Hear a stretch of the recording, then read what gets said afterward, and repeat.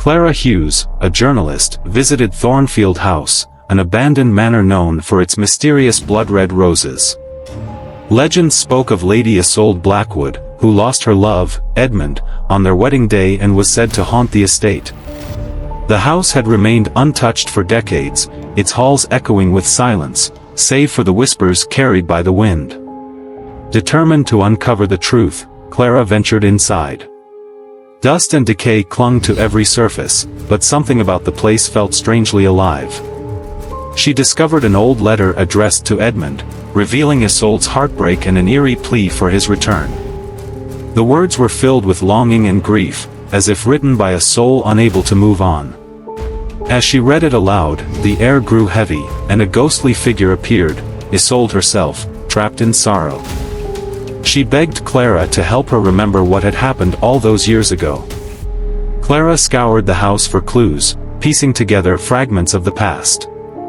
She found an old wedding veil, stained and torn, hidden away in a locked chest. In the ballroom, she saw a faded portrait of Isolde and Edmund, their smiles frozen in time. Slowly, the truth emerged. Edmund had been taken by an unknown force bound to the house, his fate sealed in darkness.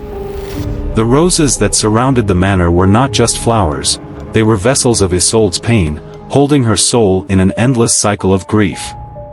Determined to set Isolde free, Clara plucked a single rose from the garden. A gust of wind howled through the manor, rattling the windows as the weight of the curse began to lift.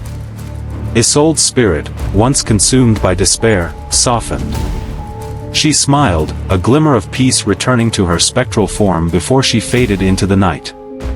As Clara left, the roses gradually lost their crimson hue, turning to pale pink as their burden was lifted.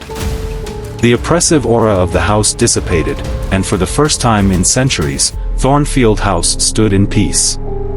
The legend of Lady Isolde Blackwood had finally come to an end, but Clara knew that the story of lost love and lingering ghosts would never truly fade.